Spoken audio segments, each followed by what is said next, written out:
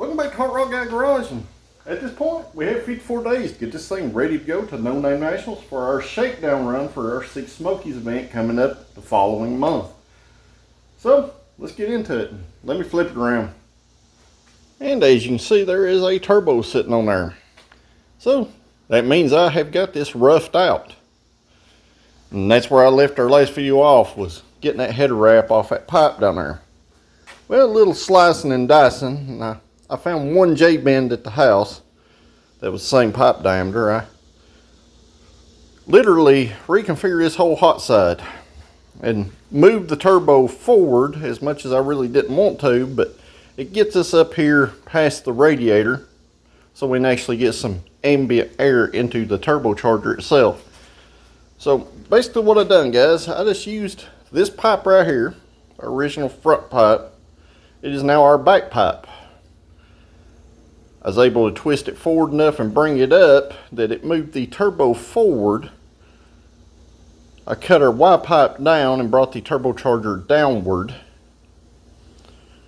I cut our original pipe loose from where I had it welded to the other pipe, twisted it up enough to clear the frame and the rack and pinion down there. Used our J-bend. I cut it in the bend, that way I had a straight section that come down with a 90. Used the long section, long leg, with the 90 that went up into our Y pipe. And I made a little sleeve down there to connect the two together because there was just a tiny little gap between. The down pipe. This is the down pipe I had in the Torino. Except instead of going inside the frame rail, this one is going to go on the outside of the frame rail. Just because the Mustang's so much tighter in between the rails, there wasn't enough room for it to go down there between the oil filter and the frame rail. And, you know, the steering shaft thing too becomes an issue. So, sliced and diced the other down pipe to get it where it would go on the outside. Flip some bends around, twist them around, and now our exhaust is going to dump out here under the rocker panel. Right here. So basically I took a couple days just I didn't video none of it, to kind of just gather my thoughts and try to get a fresh start, because like I said, we're running out of time. We have 54 days and there's still a bunch of stuff to do, guys. Just because this stuff's hanging on here don't mean it's all gonna work together. You know, it's gonna happen. So I gotta make a turbo brace today. We gotta get this pipe off here, get it all welded up. It's all just spot welded together. We gotta get it all welded up.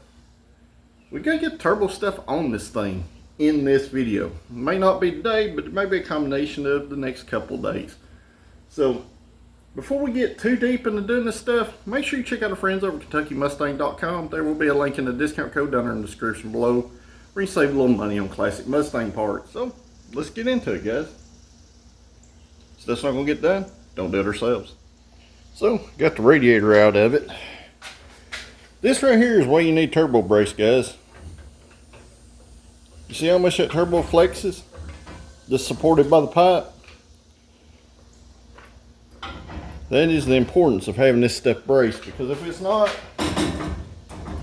this will break this pipe off and your turbo will fall off and then you're screwed. So this thing being solid mounted, I have two options. I can either mount the turbo hot side to the block, or I can mount the turbo hot side to the frame rail. So I think in this case, I'm going to mount it to the frame rail because it's just going to be easier on me.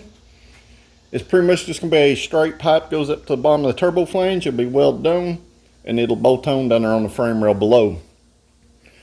Other than that, we're just going to get this disassembled, get all this pipe welded up, and then we can get it header wrapped back. And yeah, we can go from there. So there's gonna be a bunch of helpful tips when it comes to this stuff in this video. As far as running the pipe, guys, you just gotta figure out your start point, you gotta figure out your end point, and you gotta figure out how to shove a pipe that's huge through a hole where it generally don't fit. So that's about the best I can help you out as far as building a hot side. I will say this: the smaller the pipe, The more heat you can keep in the pipe and the higher velocity, the faster the turbo will spool. This hot side here, generally on something I'm trying to make power with, I would go with a 2.5 inch hot side. This is a 2-inch hot side. Our exhaust manifolds are a 2-inch outlet exhaust manifold. So I've got a 2-inch heavy wall mild steel pipe ran to this Y pipe that goes to 3-inch to our T4 flange. So I think before we get too deep, I'm going to get this down pipe mounted. And what I'm going to do, this is a roll bar tab and just a 90-degree tab right here. I'm going to spot weld this to the down pipe right here, and I'm going to weld it to the frame rail over there. That way I can unbolt this down pipe, and it'll be solid mounted and shouldn't have any worries at that point. So we should be good and secure, and then we can get this down pipe off here. We can get the turbo off of it, and then we can work on the turbo brace itself. I've got that hot pipe side supported right now where I want it to be. So going ahead and mounting the down pipe, get it out of the way, get it off, get the turbocharger off the hot side. Then we can build the turbo brace, and once the turbo brace is built, we can pull the hot side off, get it welded up, get it painted and wrapped. Well, got our mount on down there. It's going to be good and solid. I don't have the bolt tight, but that right there will keep that down pipe from flopping and breaking off. Generally, if I'm just going to put one mount, I like to put it in the middle of the pipe.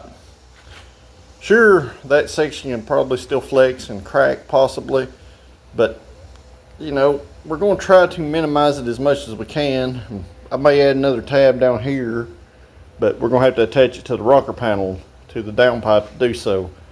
I think it'll be fine there. It won't cause any issues. So now I can get the down pipe off of it. We can get the turbocharger off of it, and we can work on that brace. Alright, so I got the turbo brace welded on there, and I still got a weld on the back side.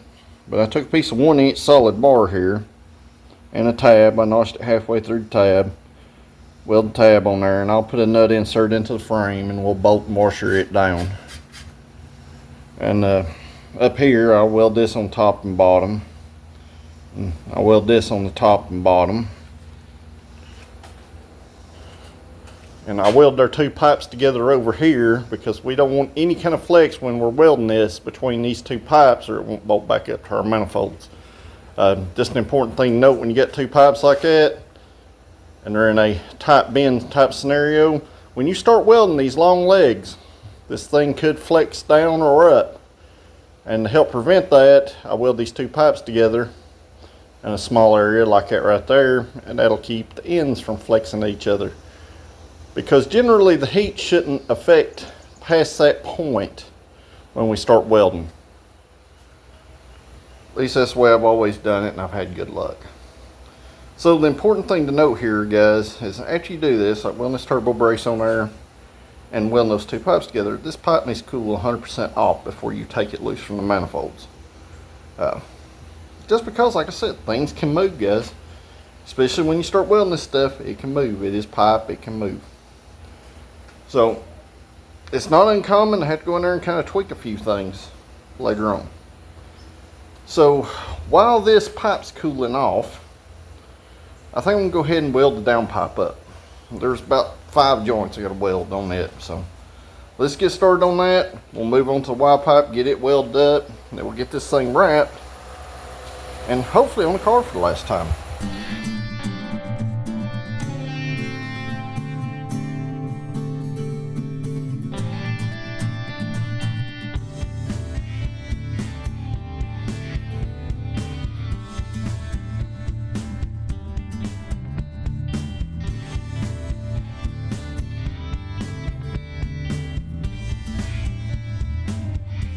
Alright, got the down pipe welded up. No, it's not beautiful. Remember this little jump pipe we cut up and re-welded back together. Important thing to know here, O2 bone. Okay? You never want it in the bottom of the pipe, because the bottom of the pipe can get condensation, kill your sensor. Also, you don't necessarily want it directly in the bend. We don't really have much choice here because we're bend, and our straight section down here is way far away from the turbo itself. You want to keep the O2 sensor no closer than 12 inches from the turbo. Usually I like to put them about 14 to 16 inches away. That way you still have enough heat to help clean the tip of the sensor, but not close enough that the turbo heat is going to burn the sensor up. And I've got it in an upward position at about a 15-degree angle. And you sure do not want that O2 bung down towards the end of the pipe, because they'll suck air back up in the pipe. Just a thing that happens. As the cylinders fire, you get a little air that reverses sometimes back up in the pipe and can give you a false lean, especially at low speed conditions like idle or, cruise. So you pretty much want to get that O2 bung in a position where you're not going to burn it up, you're not going to foul it out with moisture in your pipe, and not close enough to the outlet of it that it can suck air back up and give you a false reading. So let me get that O2 bung welded up. We'll get this pipe cleaned up a little bit, and we'll get it painted and ready to wrap. I'm not going to wrap the down pipe until the very last thing I do, because I want to test the fitment again, because that is a very long pipe and we've done a lot of welding on it. So I just want to make sure that it didn't warp up any and cause an issue. So I got the main hot side off. Where I had the pipes welded together before, I got to weld up a little gouge right here. It's just real thin. It's not a hole through. I just want to make sure that this don't blow a hole through it right there. And I'm also probably going to weld it together probably right here, right beside this other weld. So we got one here, weld here, one there, them two right there, and where I rotate the top, I got to weld it back around through there. So lots and lots of welding today. After I get that welded up and while the pipe's cooling down, I'm going to go ahead and put that nut insert inside the frame rail over here, and we should be well on our way, guys. I mean, I know it's not pretty, but it don't have to be. The important thing here is we don't have no holes in the welds, because if you have holes in welds, it's going to make an exhaust leak. An exhaust leak is going to make the turbo spool slower. And it could also blow a hole in the pipe. It's pretty much like nuclear heat coming through any kind of hole. So it'll burn a hole bigger in the pipe, and then you hit a burn a hole through. And if there's something there, they can catch on fire. You could cause a fire. But the big thing here is you just want to make sure everything's sealed up good so it spools faster. So let's get this thing welded up and we'll go from there.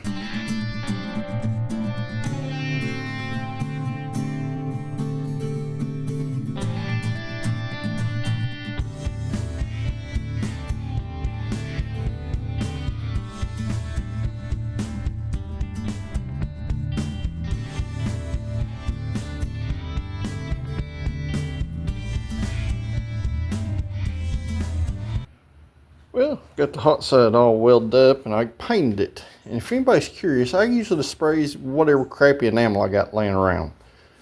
The reason being, once you header wrap this stuff, that header wrap holds moisture, but the paint burns off and turns into this powder. And I don't know if anybody noticed, the pipes before, they didn't have no rust on them. And the reason for that, like I said, that paint turns into powder under that header wrap, and somehow it still protects against rust on the pipe. Just something I found over the years that actually works, because no matter what you spray on, even high heat paint, or if you have this stuff coated, it's eventually going to burn off, come off, and make a mess. But just the way I've done it for years, and it works out pretty well. So, we got another roll of China's finest header wrap. The itchy stuff. And the reason why it's itchy is all these little fibers. I don't know if you can see it right there. That fiberglass right there. It gets in your skin and makes it itchy. Yeah, fun stuff. And the easiest way I've found to deal with all the little fibers, literally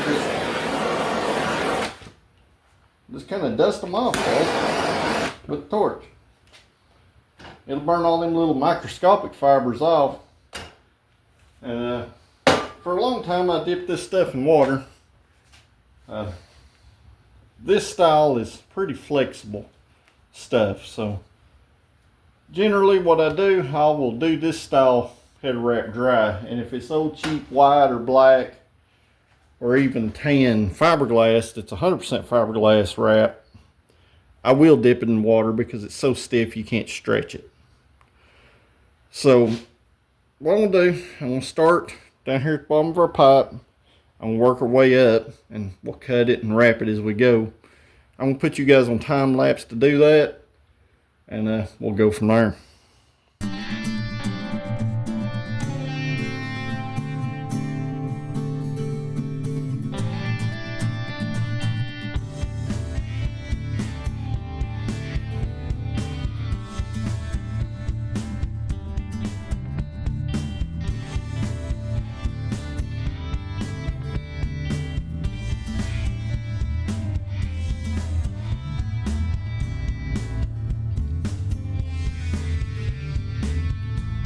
Well, got our pipe wrapped up and got all the initial fuzzies burnt off of it.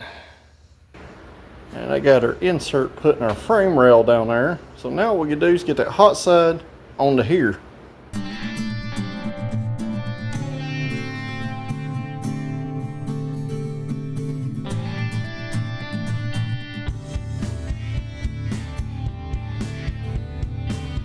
Well, we're bolted up. So we still got plenty of room around things, around the rack down there and around that. Got our frame brace bracket on there. The pipe don't move at all. So at this point we're ready to start dressing this thing out a little bit. I'm gonna go ahead and put the turbine side of my turbo on there. That's just a mock-up 76mm that I had around here at the shop. It's completely shot, but it's good for, you know, fitting things without messing with turbo that's been took apart. So I'm gonna get the hot side turbo bolted back on. I'm gonna check her downpipe, make sure it still fits. And as long as everything's good there, we'll go ahead and start bolting all this stuff together. So I can officially say the hot side is on the car for the last time, because I'm not taking it back off. Plus it's kind of a pain to get in now there, especially with that brace on there. But it is on there and it is solid and tight. So now I need to get my turbine housing off my turbo, where we had to split apart to get bolts out of it. I need to get my bolts out of my box, get all this stuff bolted back up on there, and see if our downpipe will fit, and then we can go further. Well, I went ahead and just put everything back on it, guys. The downpipe fit. It's a little tight over here, a little tight down there at the frame rail, but it tightens up, sits flat on the flange. So got it wrapped, it's on there. I got the wastegates bolted on. I've got my turbo back together with the feed line back on it. The return line looks like it will work. I've got to spray it out with a little brake cleaner before I hook it up.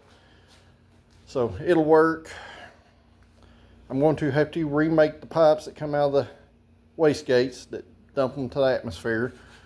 So I expected that with the rack and pinion and moving everything around. I didn't figure they'd work. So we now have turbo action. And that means tomorrow I can come in here and we can make the pipes for the wastegates and start making some forward progress for once.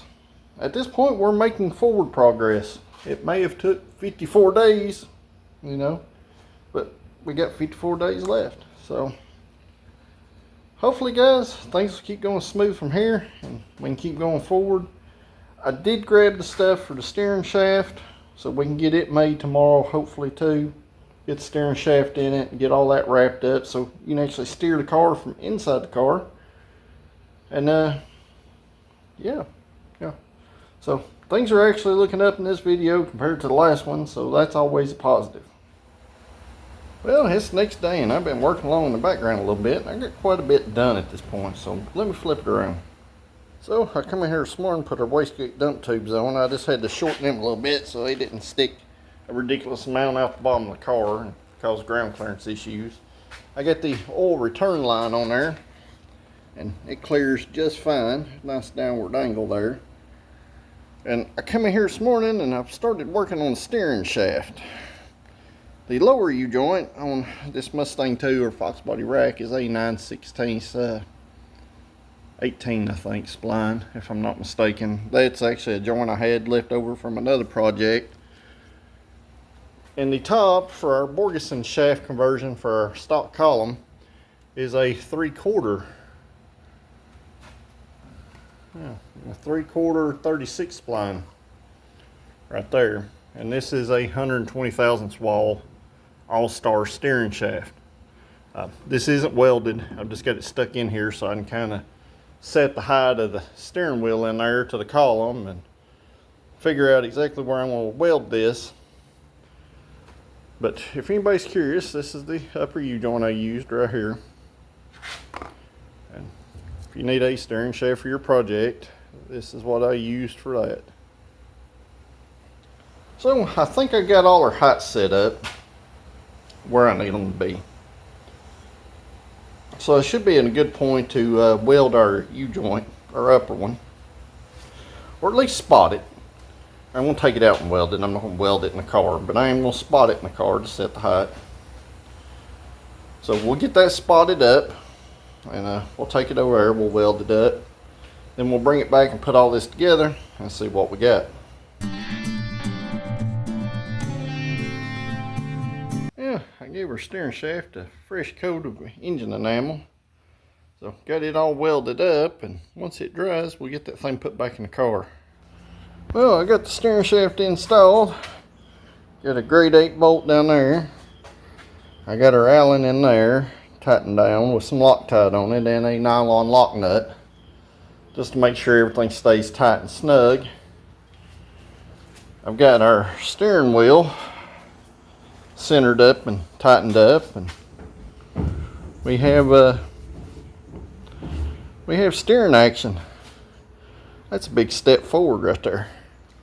With steering stuff, guys, don't play around. Use grade 8 bolts. Make sure everything is welded properly with good penetration, and make sure everything is tight. Once you do something like this, you want to turn it all the way lock to lock. Make sure you don't have any interference with anything. Everything here feels smooth, so I feel like we made some progress. So let's see what else we can get into in this video, and we'll go from there. So I guess we need to get the radiator mocked back up in this thing and make sure that we get some hoses laying right here that'll actually fit this. So let's get all that in there and we'll see where it goes. It looks like everything's going to bolt up, and we got a hand's width of clearance between the water pump and the radiator with it all the way forward. This is my old hose, which I'd already split. So what we need to do is take this hose and figure out exactly how much we're going to have to cut off of it to make it flush. So I think that right there will do it. So let me get this cut and I'll be back. Yeah, get that hose cut. So let's see what we got. We can go either way here.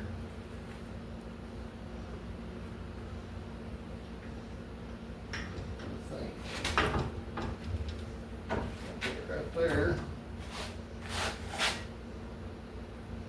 Let's get the clamp in it. Right there, we'll do what we need it to do. So that'll get the upper hose figured out. So got our upper hose clamp put in between.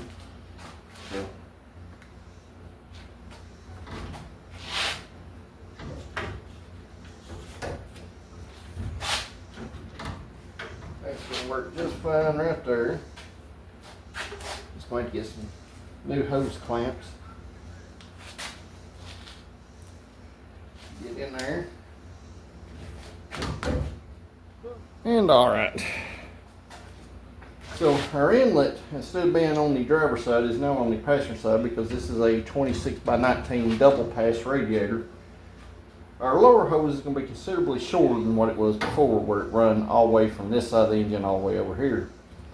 So that's going to be our next thing to figure out, and then we can start going forward again. Well, just knock you guys over.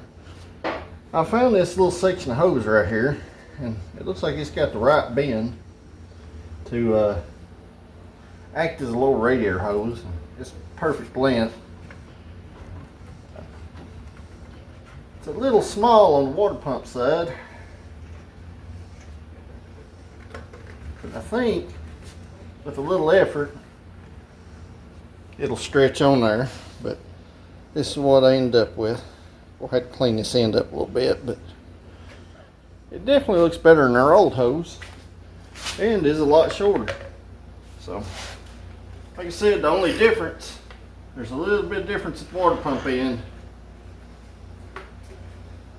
up here, and it's not much. I think it'll actually slide on there. We'll just have to lube it up and see if it will. And for our little bypass hose right here, since we don't have a heater core anymore, I found this little curved piece of hose, and I believe it'll work just fine down there in that little area. We'll just have to put it down there and see. But I think it's going to be just fine. Well, I got that in there. It's a little kinky, but I think it'll be all right. It's not doing nothing but allowing a little coolant flow in there. There's a little coolant flow able to go through there just to bypass the thermostat. That's what the heater core pretty much does. It allows water to bypass the thermostat. So at this point,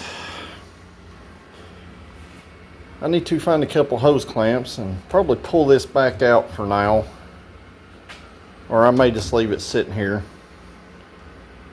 because I got to bring my fans and make sure they will clear. In here we got to get those mounted, and we can start doing some other things at that point. Alright, so I went ahead and got the radiator bolted in for the final time, I hope. Found some hose clamps for our hoses, got them bolted on, and made sure we had maximum amount of room we could get here. In the background, I stuck the TBI unit on, and I don't know if we're going to have some hood clearance issues with the little phenolic spacer I got under it. I had to put that on there for the linkage to clear our exhaust manifold and intake bolt combination. If you take spacer out, it hits, and we all know that the spacer kind of helps fuel distribution as far as things go, and these intakes right here need all the fuel distribution help they can get. So it's going to be tight. I run a tape line down, and I think it's going to clear, but it's going to be right up against it. I got our cold side pipe mocked up. You can see how much further forward I moved the turbo. So I'm going to have to make another pipe for that there. I got to get some carburetor studs in the background. I need to bring my fans and make sure they're going to clear in here, which I do believe they will with no issue. And then we can start getting that thing over there wired up. And I got a big box of wires over here. So I'm trying to use all the stuff that I had. So it's a lot of test fitting and seeing if stuff will reach or fit. Got my wideband, I had my Torino, fuel pressure regulator, the ignition module, the coil. I brought a new set of spark plug wires. We're going to have to make some spark plug wires probably in our next video for it there. So guys, I think we've made some good progress in this video. We still got a lot more stuff to do because we got 53 days until No Name Nationals at this point. And I need that for that shakedown run. I need to make sure this thing will drive to Missouri and back, being raced in between before we get to the Six Smokies event, where we're going to hit a bunch of tracks and do a bunch of driving in this car. So I need that as a preliminary kind of shakedown. So hopefully in our next video we can get some fans on this thing, we can get some plug wires, we can start on the wiring stuff, and we start to make some real forward progress as far as getting this thing ready to actually run. So if you haven't yet, make sure you hit that like button, share this video with your friends. If you're not a subscriber, hit that subscribe button because it does help the channel to grow and helps me bring you more videos like this. And if you are a subscriber, I greatly appreciate you guys, and I look forward to everybody's comments down below. So until the next video guys, thank you for watching. I'll see you at the next one.